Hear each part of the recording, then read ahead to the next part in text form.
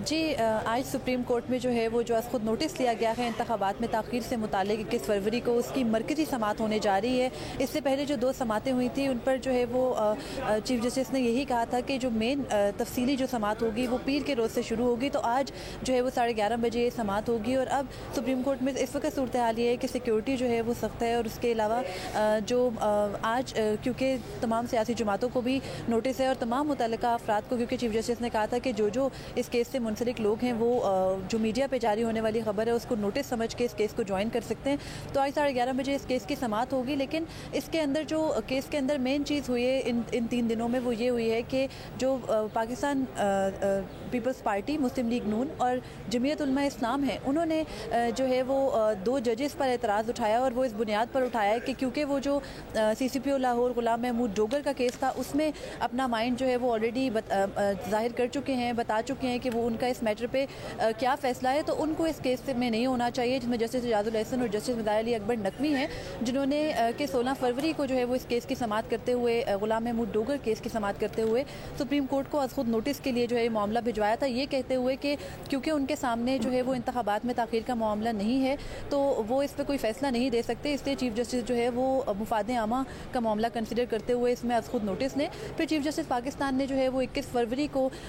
खुद नोटिस लेने का जो है वो फ़ैसला किया और वो जो सुप्रीम कोर्ट की जानिब से एलामिया जारी किया गया चीफ जस्टिस की तरफ से, उसमें ये कहा गया था कि अब तक क्योंकि तकरीबन 1 महीने से ज़्यादा का अर्सा गुजर चुका है, पंजाब और KP की जो असम्बलियाँ हैं उनको डिज़ोल्व हुए और जो पहला स्टेप है निगरान हुकूमत बनने से भी पहले वो इंतखाबात की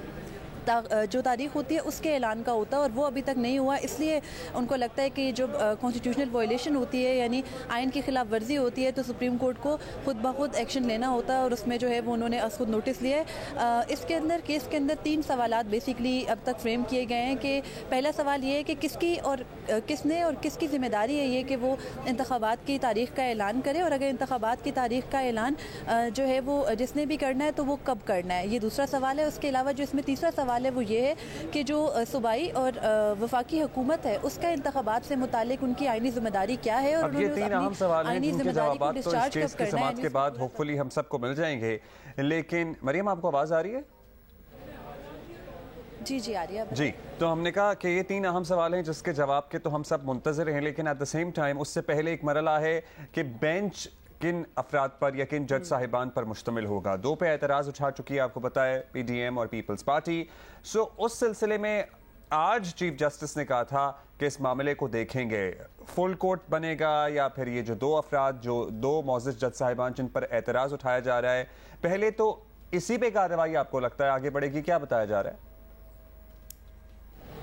जी, जब जुम्मे को इस केस की समात हुई थी तो फारूक नाइक ने ये कहा था कि वो पीर को जो है वो पहले इस मामले पर दलाइल देना चाहते हैं कि इन दोनों जजेस को बेंच में क्यों शामिल नहीं होना चाहिए, जिस पर चीफ जस्टिस पाकिस्तान ने कहा था कि वो तफसील से आपको उनको पीर के रोज़ सुनेंगे। तो आज जो है वो समात के शुरू में मुमकिन है कि पहले इस बात पर दलाइल होंगे जो हुक्मरान जमातें हैं उनके वकला की जानिब से कि 2 जो जज साहिबान इस बेंच में शामिल हैं उनको क्यों इस केस को नहीं सुनना चाहिए और फिर जो है वो अदालत ये फैसला करेगी। लेकिन इसके अंदर जो एक अहम मामला है वो ये है कि सुप्रीम कोर्ट अपने मुतअद्दिद फैसलों में ये कह चुकी है कि एक दफ़ा जो बेंच बन जाता है उसमें से किसी जज को जो है वो जब तक वो जज खुद उस केस को सुनने से माजरत ना कर ले, वो खुद रिक्यूज़ ना कर ले, तब तक जो है वो उनको निकाला नहीं जा सकता। तो अब ये अमर भी अहम होगा कि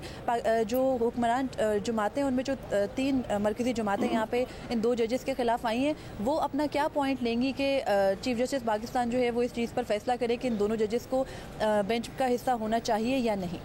अच्छा, क्या इन 2 जजेस पे एतराज़ सिर्फ उठाया जा रहा है या फिर फुल कोर्ट के लिए भी साथ ही इस्तदा की जा रही है? क्या ये भी इस्तदा की जा रही है हुकूमती जमातों की तरफ से कि भाई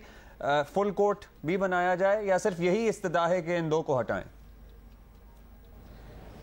नहीं, जो PDM की 3 मरकज़ी जमातें हैं जो कि इस वक्त हुकूमत में है, उन्होंने जुम्मे के रोज़ पहले इन 2 जजेस पे सिर्फ एतराज़ उठाया था, लेकिन फिर दौरान समात जस्टिस अतर मनल्ला ने ये सवाल किया फारूक नाइक से कि क्या आपको नहीं लगता कि ये पब्लिक इंटरेस्ट का मामला है और इस पर जो सुप्रीम कोर्ट का फुल बेंच है वो इस केस की समात करे। तो इस पे फारूक नाइक ने कहा कि बिल्कुल इस पर फुल कोर्ट की जो है वो फुल कोर्ट को ही समात करनी चाहिए। फिर हफ्ते के रोज़ जो है वो इसकी जो 3 जमातें हैं, पाकिस्तान पीपल्स पार्टी, मुस्लिम लीग नून और जमीयत उलमा इस्लाम, उन्होंने एक दरख्वास्त डाली थी जिसमें फुल कोर्ट की बाकायदा इस्तदा की गई थी और उसके दरख्वास्त के अंदर भी ये लिखा गया था कि फुल कोर्ट बनाया जाए, लेकिन उसमें ये दो जजेस जो हैं, जस्टिस इजाजुल हसन और जस्टिस नदाइली अकबर नकवी, इनको शामिल ना किया जाए। आपका Mariam for explaining that to us.